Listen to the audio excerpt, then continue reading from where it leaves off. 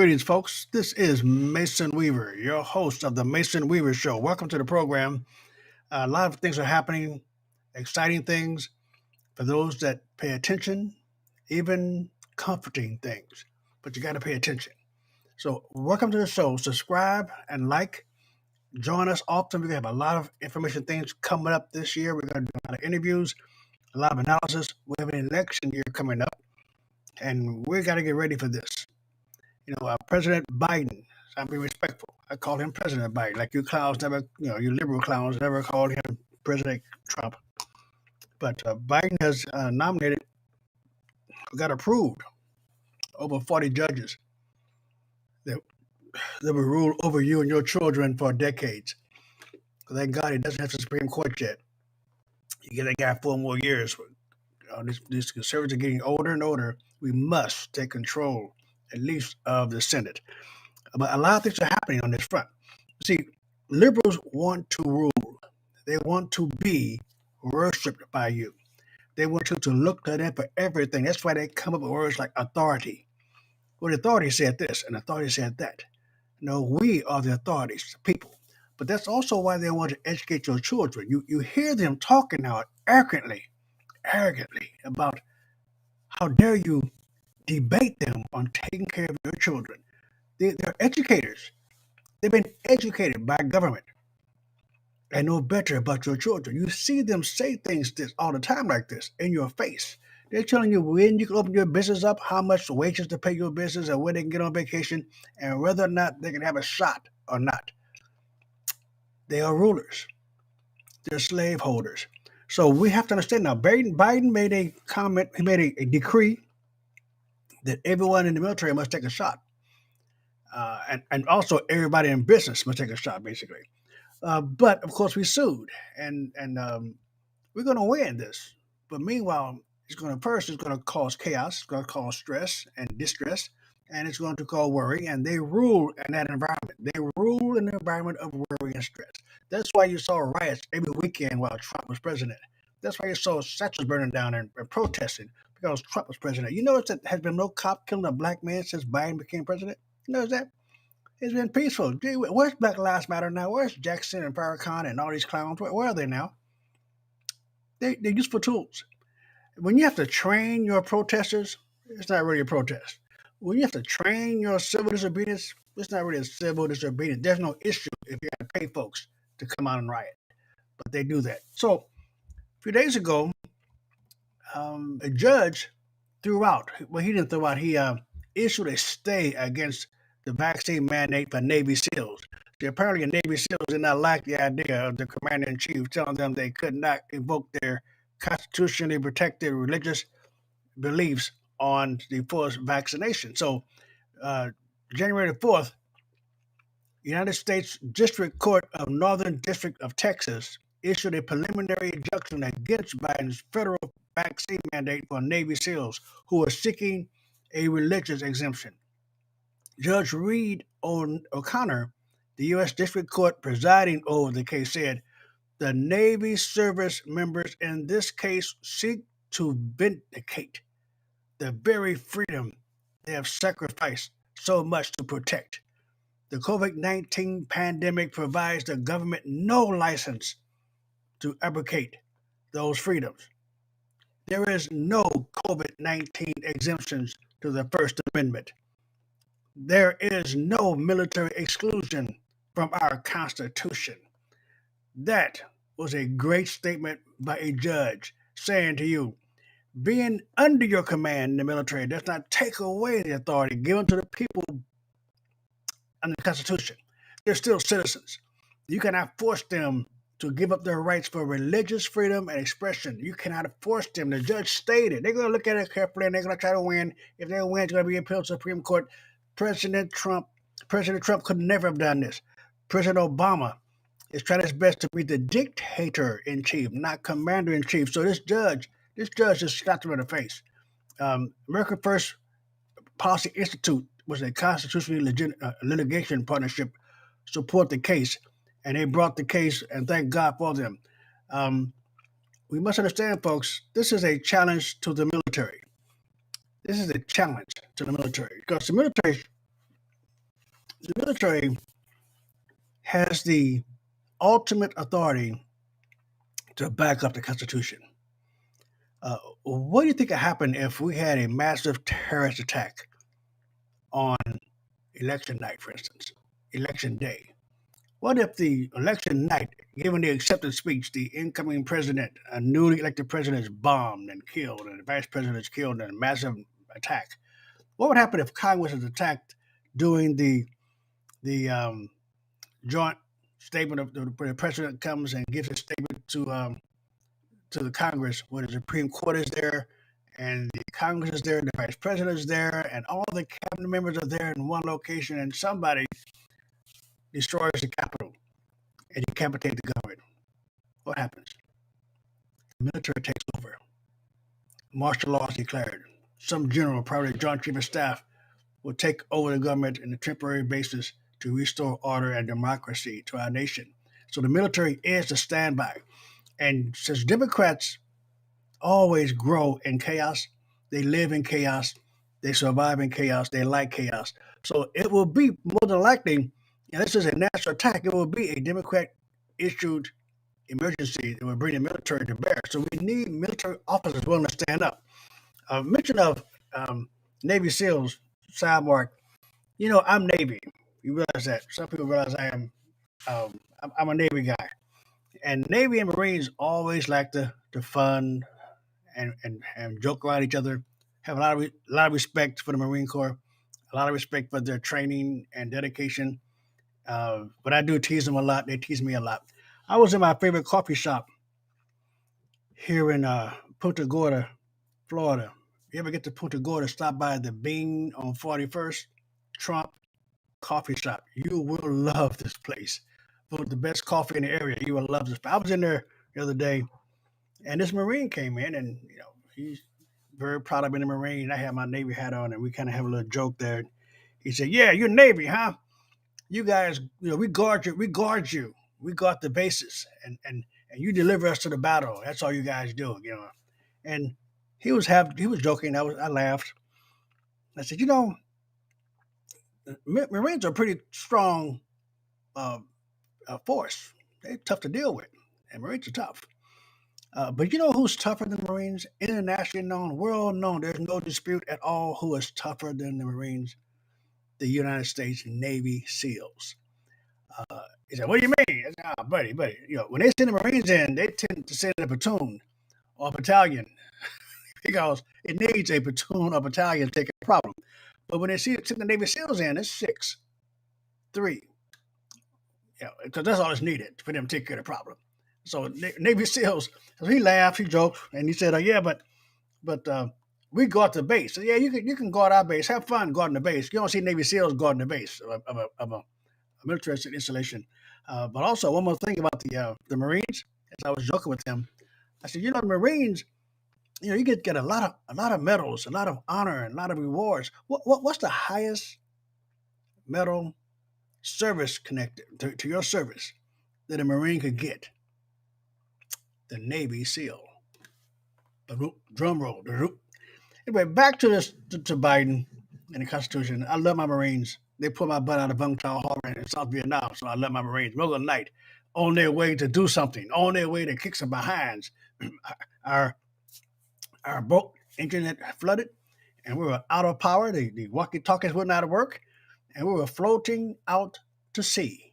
We were floating out of the bay in Vung Tau Harbor out into right up on the Capitol River, and there was a stream that current was taking us out to sea. Full moon, a full moon. We up there by ourselves, and these dudes in a gunboat. These Marines in a gunboat in a full moon on open ocean snuck up on us. We did not see them.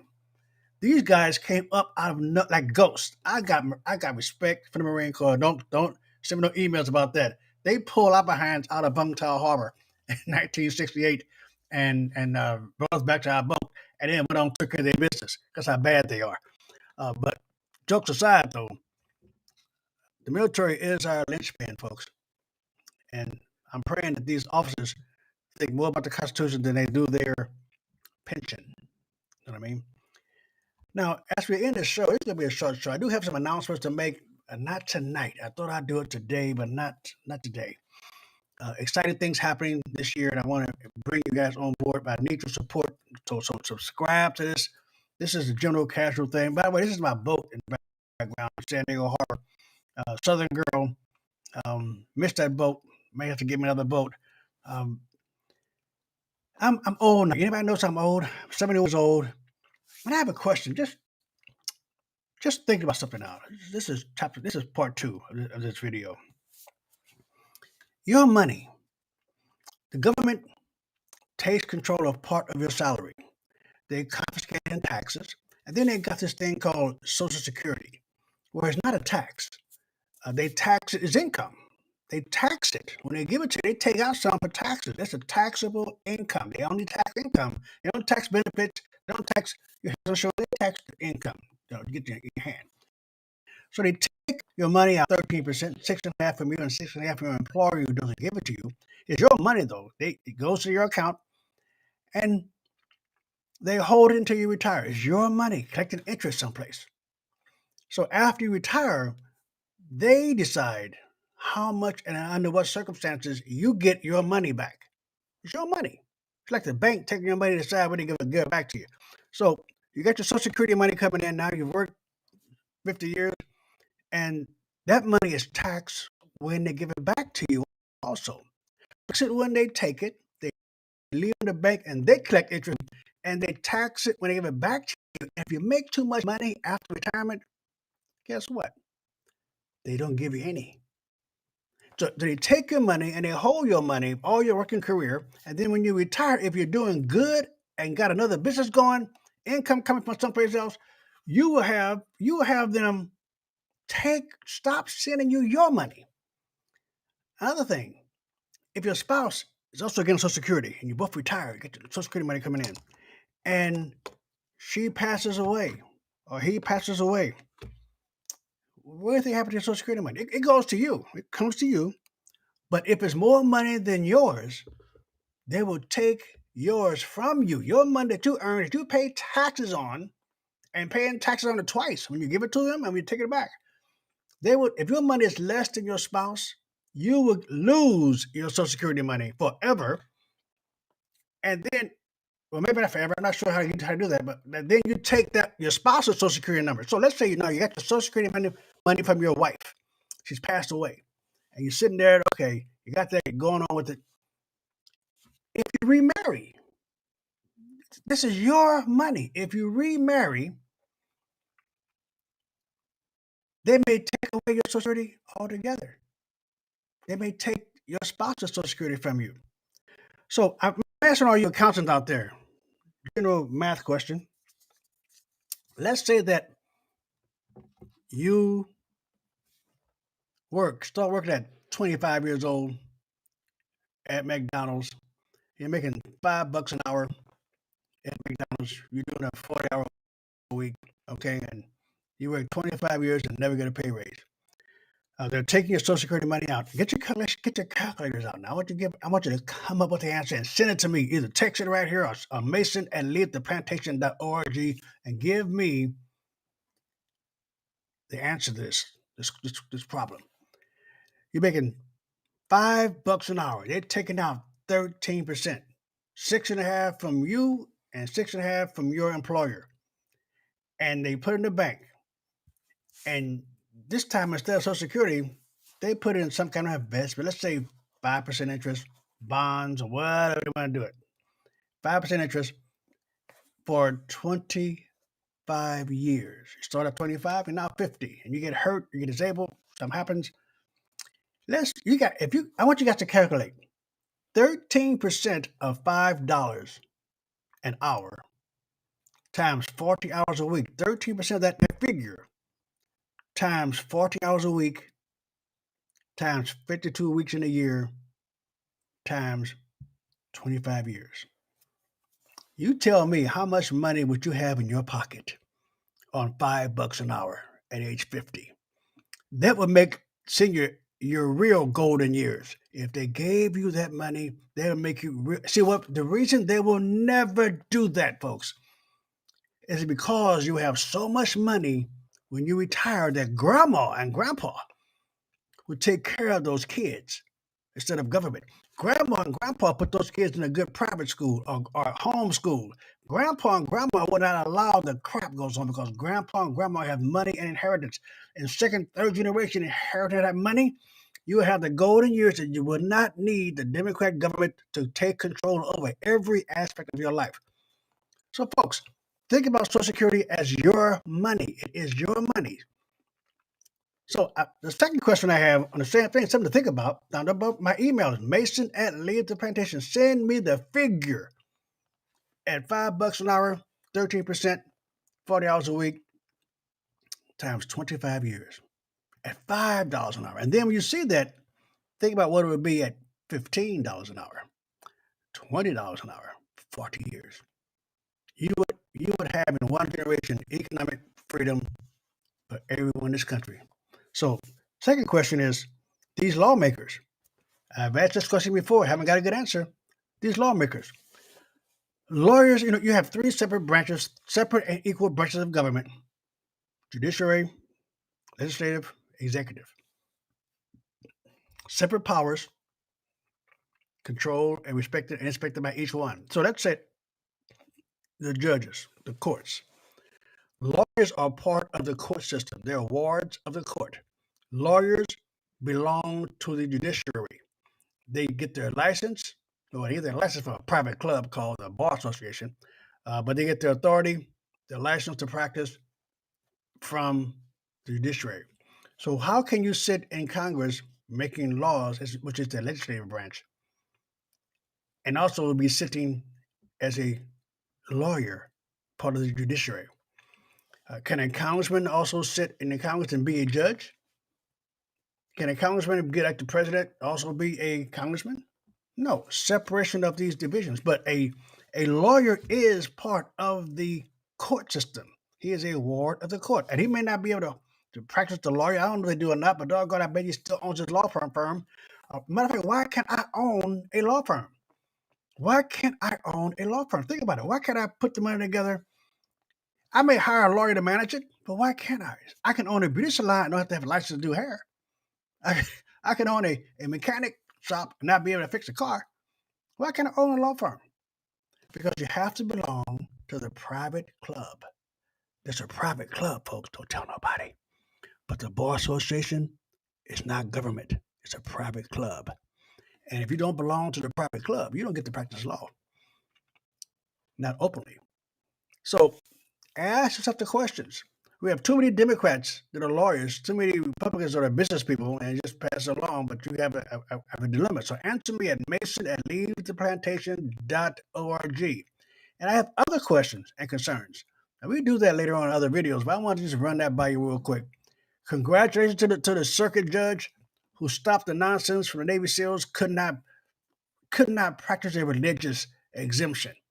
They could not, because the government decides when you can practice. See, they got away, folks, with telling you to shut your churches down. And all you unsaved pastors out there, all you unsaved ministers, bless you. God work with you. But you need to stand up for God Almighty. Stop pretending like you're a partner with government. Every problem facing God's people in Scripture came from government. Everyone. Baal is a natural enemy of God Almighty, so how dare you come as a church and tell me you're afraid of your 501c? You're afraid of your tax exempt status from the government. Give them back their 501c. Give them back their tax exempt. Take yourself in a private business and pay your doggone taxes and exemption from taxes. Stop playing around trying to please man. Every problem facing God's people came from government because government is the natural enemy of God. Jesus Christ was born in Bethlehem because his family had to go and pay their taxes there. When he comes back, there's going to be a government thing called war going on. Slavery was government. It wasn't individuals. It was slavery. Government. So we are supposed to rule the government. They're supposed to fear us. But now it's the opposite. We fear them because they have the power to mess with us and aggravate us. The cops will give you a ticket knowing you're innocent and knowing you'll win in court. But you have to go to court. They don't even show up. Why? The officer should be punished for not showing up. I don't care if he's working. I don't care I have a day in court, and I'm going to tell the judge how this officer treated me. I cannot even tell the judge how it went because he didn't show up in court. Oh, case dismissed. But you paid a lawyer $200 to come in. You can't go by yourself hardly because you don't have a member of the club with you, the bar. So you cannot go to you can't go before judges. I mean, think about the judges, the courts. I can call a congressman a dirty name. I can stand in the Willow Congress and call him a jerk. I can go down to the I can call the president things and, and say you're crazy or stupid. But I can't go to court and call a judge a fool. I can't go to court. There's an immediate jail sentence with no trial, with no prosecution, with no jury, no self defense. No, he will put you in jail because he didn't like what you said, and there is no limit on how long you stay in jail. That's why they want you to worship the courts. That's why they sit 10 feet above you in a black robe. And you walk up to a palace called a courtroom to deal with you. Why is that? Why can I mean, freedom of speech is to the government. So why can I tell the judge, this is stupid? This is crazy. In my opinion, you're crazy. He'll put you in contempt and put you behind in jail. That's unconstitutional. But until somebody challenges that, it's going to stay that way. We have to be diligent over our government, folks. We cannot relax.